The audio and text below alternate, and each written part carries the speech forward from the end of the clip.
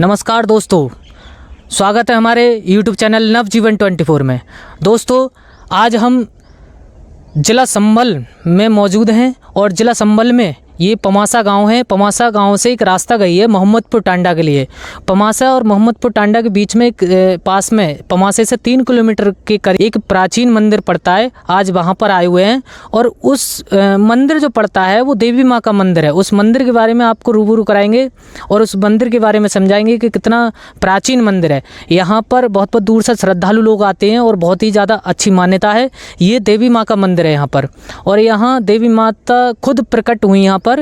यहाँ जो भी मन्नत मांगते हैं यहाँ पर पूरी हो जाती हैं। तो इस मंदिर के बारे में समझाते हैं और बताते हैं और दर्शन कराते हैं हर मंदिर के बारे में। चलो चलते हैं मंदिर की तरफ को।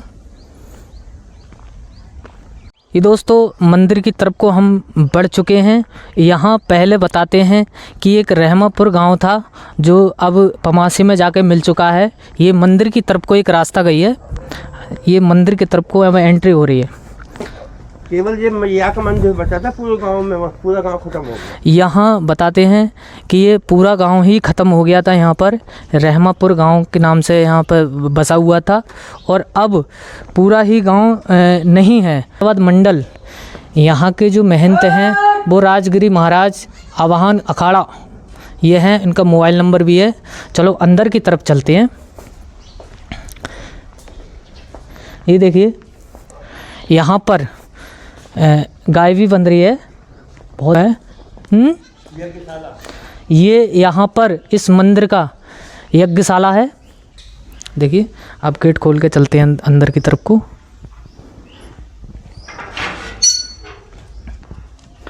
ये देखिए, ये प्राचीन मंदिर है और यहाँ पर अपनी मान्यता के अनुसार जब लोगों के काम बन जाते हैं तो यहाँ पर घंटी भी बांध के जाते हैं। देखो कितनी सारी घंटियाँ बन रही हैं।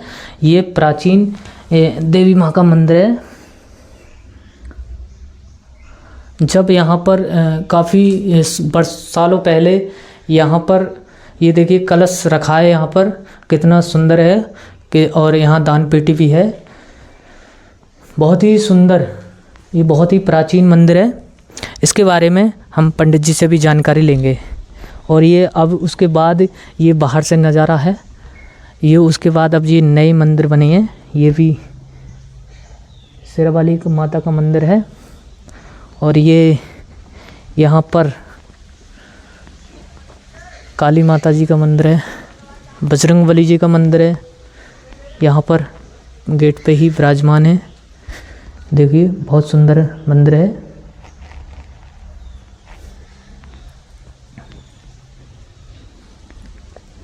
यहाँ पर आप देखना चाह रहे हैं, ये देखिए बहुत ही सुंदर मंदिर। ये आपको इस मंदिर के बारे में सब दिखा रहे हैं। ये जो महंत हैं वो उनकी एक कुटिया है या जहाँ मतलब धूनी लगती है और अपना वो करते हैं। देखिए, बाबा का धूना है जो कि कुंभ मेले में गए हुए हैं। आप अंदर से खोल के और प्राचीन ये अभी नया बना हुआ है। आपको प्राचीन धूना दिखाते हैं महंत जी का, जो प्राचीन पहले से ही लगाते हैं।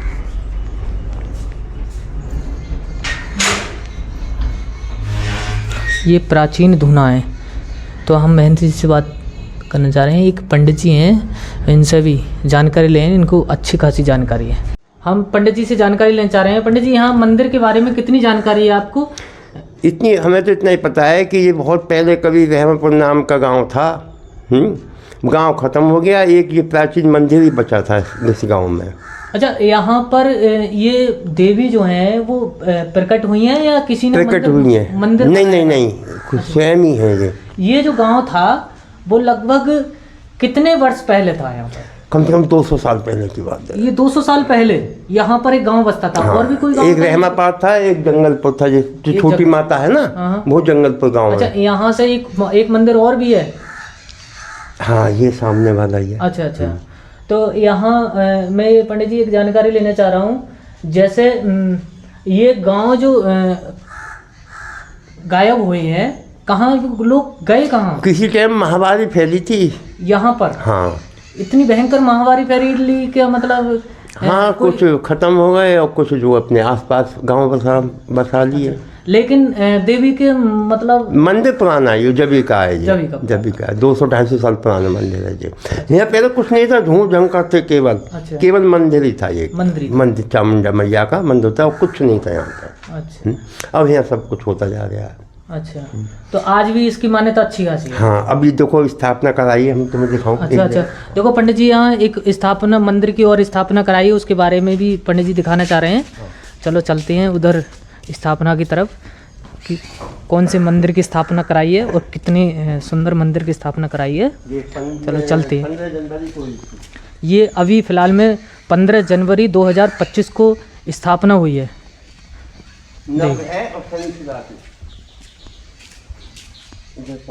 देखो ये चलते हैं, ये शनिदेव जी का मंदिर है, ये शनिदेव जी महाराज का। और ये देखिए अभी 15 जनवरी 2025 को ये स्थापना हुई है। अभी देखिए कितना सुंदर, बहुत ही सुंदर मंदिर बनाया है। ये शनि शिला है। ये देखो कितने, देखो आप दर्शन करना चाह रहे हैं, कर रहे हैं। देखो शनिदेव जी का ये नवग्रह। अच्छा, ये नवग्रह, ये देखिए आप दर्शन करिए। ये कितनी सुंदर मूर्तियां हैं। ये शनिदेव है, हाथी पर बैठे हुए। अच्छा, लोग कहते हैं कि शनिदेव के लिए गिद्ध है या भैंसा है कि कुत्ता है। देखो पंडित जी, हमारे मनुष्य को पूजने के योग शनि महाराज के लिए प्रथम वाहन गज का ही है। देखो हम देख रहे हैं कि कहीं ना कहीं शनिदेव किसी न किसी वाहन का मतलब वाहन पर बैठे होते हैं। और यहाँ पर जो स्थापना हुई है वो हाथी के ऊपर बैठ करके यहाँ पर मूर्ति विराजमान करी है। उसके बारे में हम पंडित जी से जानकारी ले रहे हैं कि ये मूर्ति जो हाथी पर के मतलब बैठाने का क्या उद्देश्य था और क्या उद्देश्य है और कैसे कैसे मतलब इनका वाहन है ये। हाँ पंडित जी बताइए। शनि महाराज के 7 वाहन हैं। 7 वाहन? 7 वाहन है। अच्छा। प्रथम वाहन इनका गज है, हाथी का। अच्छा। दूसरा वाहन सिंह है। अच्छा। तीसरा वाहन अश्व है यानी घोड़े का। चौथा वाहन गिद्ध का है।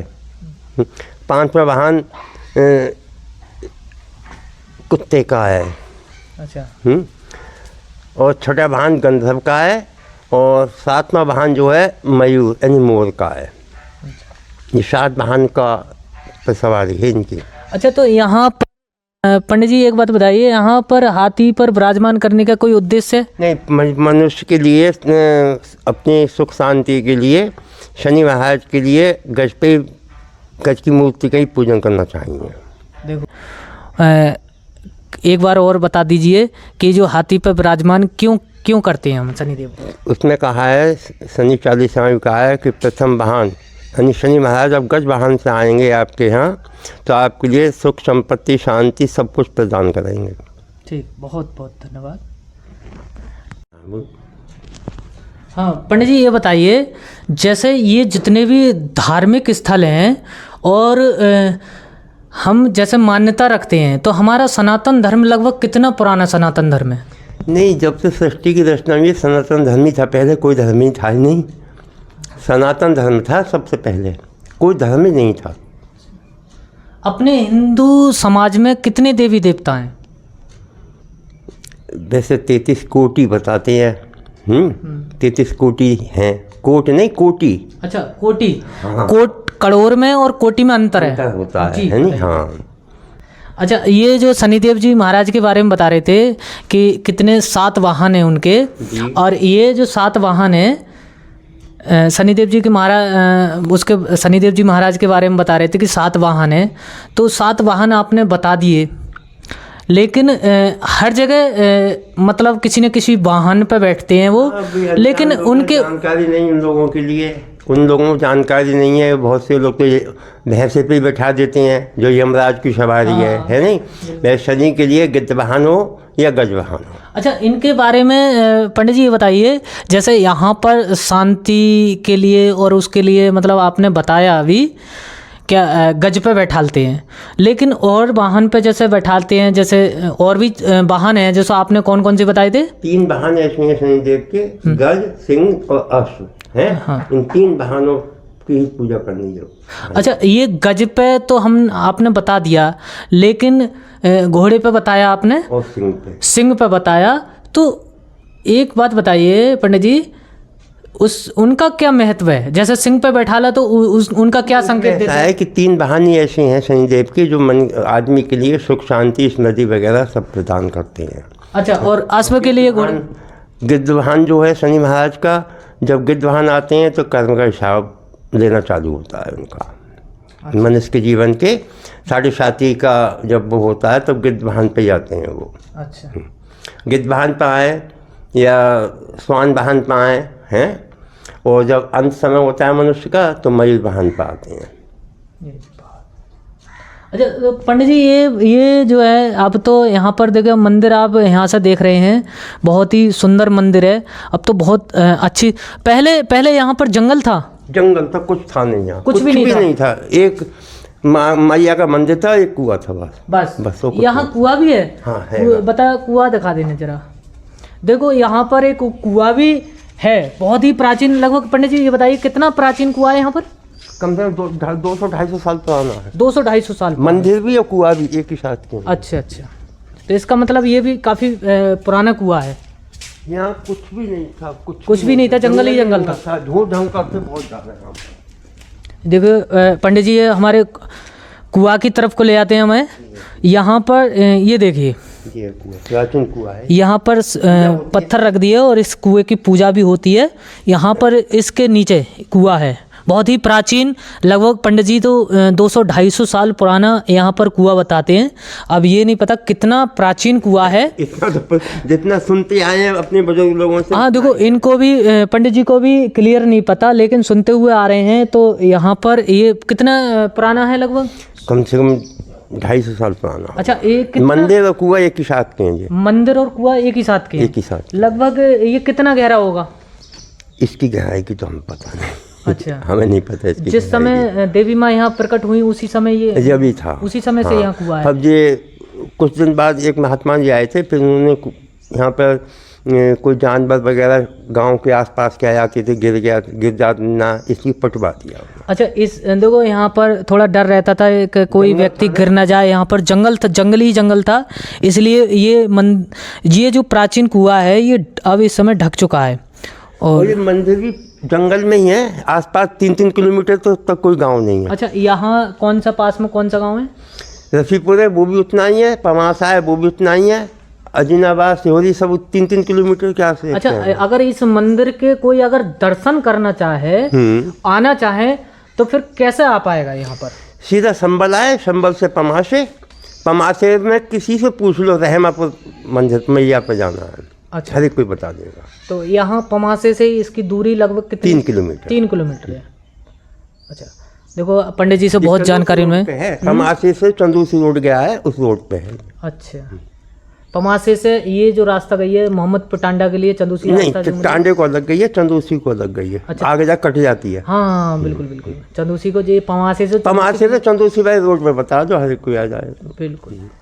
देखो पंडित जी ने इस मंदिर के बारे में पूरी हमें कितनी विस्तार से जानकारी दी, बहुत ही एक जानकारी। सन्निधाम बटुआ में बना हुआ है, बहुत विशाल बना हुआ है। देखो पंडित जी एक जानकारी और दे रहे हैं कि बटुआ में कोई शनिदेव का मंदिर है, उसके बहुत शनिधाम है, उसके बारे में बता रहे हैं। पंडित जी क्या मतलब, कहाँ की जानकारी दे रहे हो आप? ये हमारे गुरु के कहने पे बना था, गुरु जी के कहने पे बनवाया था। मैं 20 साल घूमा था उस जगह की तलाश में। तो तब वो जगह हमारे लिए मिली। तो एक झोंपड़ी डाल के रहे थे हम वहाँ पर, झोंपड़ी डाल के रहा था मैं। उसके बाद जो है जिसकी मनोकामना होती गई और काम वहाँ पर चालू होता गया। अच्छा, ये कहाँ है मंदिर? वहाँ कैसे? संबल क्षेत्र में ही आता है सब। अच्छा, नहीं संबल क्षेत्र में कौन सी जगह है? ये पहुँचेंगे कैसे वहाँ पर? संबल से आप जाएंगे तो महमूदपुर से सीधा रोड गया है। अच्छा, सेंद्री बटुआ के लिए। पागवाड़े से आएंगे तो गुमसानी होती हुई सेंद्री बटुआ सन्निधाम पे। अच्छा, तो वो बनाया है किसी ने या प्राचीन है? नहीं, प्राचीन तो नहीं, जगह प्राचीन है वो। जगह प्राचीन। हाँ, वहाँ पर पहले कभी बहुत बड़ा वो था। अच्छा, चलो जब वहाँ खुदाई हुई थी, वहाँ ईंटें भी ऐसी थी, 5-5 किलो की ईंटें निकली थी वहाँ पर। बताइए। देखो पंडित जी को अच्छी खासी जानकारी है और बता रहे हैं कि वहाँ और वहाँ का ही मेहनत में ही था, और मैंने भी भीख मांग के बनवाया था, पर कुछ लोगों ने वो कर लिया तो मैं छोड़ के चला आया। सहयोग किया? सहयोग नहीं, सहयोग तो मैंने बाहर से इकट्ठा किया था पैसा सब। अच्छा। टोटली बाहर से। अच्छा, अब विशाल मंदिर बन रहा है वहाँ? हाँ, विशाल है, आज भी है, बुलाते हैं पर मैं जा। अच्छा, आपने 20 साल रह करके वहाँ सेवा की है? थी। अच्छा, मेरे हाथ की बना हुआ है पूरा वो। और यहाँ पर भी ये नवग्रह की स्थापना मैंने कराई थी। अच्छा, देखो अभी आपको हमने नवग्रह के बारे में दिखाया और मंदिर भी दिखाया, वो भी पंडित जी की देखो, कोई भी धार्मिक स्थान है, कितने भी मंदिर बन जाएं, जब तक नवग्रह और शनि शिला नहीं लगेगी तो वो मंदिर आश्रम संपूर्ण नहीं माना जाता। अच्छा, नवग्रह अवश्य होने, क्योंकि नवग्रह से सृष्टि की रचना चल रही है। नवग्रह से? ये नवग्रह कौन कौन से हैं पंडित जी? सबसे प्रथम सूर्य, चंद्रमा, मंगल, बुध, बृहस्पति, शुक्र, शनि, राहु, केतु। अच्छा, इनके आप मतलब विस्तार से एक, जैसे शुक्र हैं, शनि हैं, इनसे फायदा? नहीं, देखो, मनुष्य के ऊपर जो ग्रहों का प्रकोप होता है, मैं केवल ग्रह शांति का, नवग्रह पूजन या शनि शांति का ही पूजन करता हूँ। हाँ जी, हाँ जी, वही हाँ। मैं कर रहा हूँ। जैसे अगर और किसी कोई पूजन मैं बहुत दूर जाता हूँ, दिल्ली, मेरठ, बम्बई तक जाता हूँ मैं, बहुत दूर तक जाता हूँ। अभी मैं कल जा रहा हूँ मेरठ। मैं ग्रह शांति और उसका पूजन करता हूँ। और मनोकामना सबकी पूर्ण होती है। अच्छा, और लोगों को फायदा होता है? फायदा होता है। देखो, पंडित जी भी अच्छे खासे मतलब ज्ञानी हैं और उन्हें अच्छी खासी जानकारी है। हमें बहुत खुशी मिली आज, और हम अपने चैनल के माध्यम से हम जो भी जानकारी है हम अगली भी वीडियो में अपडेट देते रहेंगे। और पंडित जी कोई और जानकारी? वो तो जैसे सनातन को आगे बढ़ाने के लिए और कुछ? नहीं, सनातन के लिए आगे बढ़ाने के लिए तो मनुष्य के लिए बदलाव लाना पड़ेगा, हिंदू जाति के लिए बदलाव लाना पड़ेगा। अच्छा, ये जातिवाद वगैरह सबको हटाने के बाद ही सनातन आगे के, क्योंकि पहले ही सनातन से ही उत्पत्ति हुई है सृष्टि की। अच्छा पंडित जी, एक जानकारी हम ले रहे हैं आपसे। ये बताइए पंडित जी, अभी कल परसों की बात है, अभी 1-2 दिन हुए हैं, कुंभ मेले में 13 सिलेंडर फटे हैं। और हमारे सनातन धर्म में भी बहुत सारे साधु संत महात्मा और भी बाबा हैं, वो भी बहुत ज्ञाता हैं। लेकिन एक बात बताइए पंडित जी, उस जो सिलेंडर फटे हैं उसको किसी को संकेत नहीं हुआ कुंभ मेले में? देखिए, कर्म की गति जो होती है नहीं, उसके लिए कोई काट नहीं सकता, कितना भी ज्ञानी हो। कर्म की गति जो होती है, और ज्ञानी होती हो भी उसे चुप रहना पड़ा होगा, वो कह नहीं सकता, क्योंकि प्रकृति में, इस सृष्टि में कोई भी दखल नहीं दे सकता। जो दखल देगा सृष्टि में वो सनातनी नहीं हो सकता, और यह सिद्ध पुरुष नहीं हो सकता। वो जो होना है उसकी इच्छा से होना है। यानी कि समय के अनुसार जो हुआ अच्छा हुआ। हाँ, जो हुआ अच्छा हुआ, आगे जो होगा वो भी अच्छा ही होगा। देखो, ये भी सवाल था, मन में चल रहा था, तो हमने पंडित जी से पूछ लिया और बहुत ही सुंदर जवाब दिया है। और इसका कोई वो नहीं। कर्म की गति के लिए तो भगवान राम की भी कर्म की गति नहीं टली, राजा हरिश्चंद्र की भी नहीं चली थी, हैं। वो किसकी नहीं, कर्म की गति जो है, मनुष्य जो है कर्म ही है। जो कर्म करेगा उसी का फल उसके लिए अवश्य मिलेगा। चाहे साधु हो, चाहे सन्यासी हो, चाहे गृहस्थी हो, चाहे बैरागी हो, कोई भी सही। अच्छा, कर्म की गति न्यारी है। अच्छा, और ये जो हम जैसे भविष्य के बारे में किसी को बताते हैं, और जैसे हमने किसी के भविष्य के बारे में बता दिया कि आपके भविष्य में ये होने वाला है, क्या हम आगे कल के दिन के बारे में बता सकते हैं किसी को? ऐसा है? नहीं, ऐसा तो कुछ नहीं है। हाँ, इतना है, जो जिसके लिए ज्ञान है, जिसके लिए प्रभु की दया है नहीं, जिस पे अध्यात्म ज्ञान है, वो उस चीज़ को बता सकता है। वाचक ज्ञान वाला नहीं बता सकता। अच्छा, ज्ञान वाचक ज्ञान किताबों का होता है, आध्यात्मिक ज्ञान प्रभु का दिया होता है। अध्यात्म है। तो ये है कि मतलब संकेत जो होना वही है, लेकिन संकेत भी नहीं मिल सकते। संकेत मिलते हैं मनुष्य के लिए, पर उस चीज़ को समझ नहीं पाता वो। अच्छा, संकेत मिलते हैं पर उस चीज़ को समझ नहीं पाता वो। तो समझना चाहिए। समझना चाहिए। अच्छा, तो ये हमें अगर जैसे सनातन धर्म में अध्यात्म को जगाने के लिए क्या करना पड़ेगा? आध्यात्मिक जगाने उसके लिए जो है हमारे लिए किसी गुरु की खोज करनी चाहिए। गुरु के बिना आध्यात्मिक पैदा नहीं हो सकता, जन्म नहीं ले सकता। और गुरु संपूर्ण होना चाहिए। ऐसा नहीं कि सब गुरु जो बना लिए और वो भीख मांगे शिष्य के आगे। जो गुरु शिष्य के आगे हाथ फैलाता है वो गुरु बनाने के योग्य नहीं होता। हमारे गुरु जी कहते हैं कि मर जाऊँ मांगू नहीं अपने तन के काज, परमार्थ के काज में मोह ना आवे लाज। शिष्य का पैसा परमार्थ में लगाऊंगा, अपने तन के लिए नहीं ले सकता। अब बहुत सुंदर। देखो पंडित जी की बहुत ही सुंदर विचार हैं और उनके वाणी भी अच्छी है, एक एक शब्द को बहुत ही अच्छे से समझाया। ठीक है पंडित जी हैं। अच्छा, ठीक है।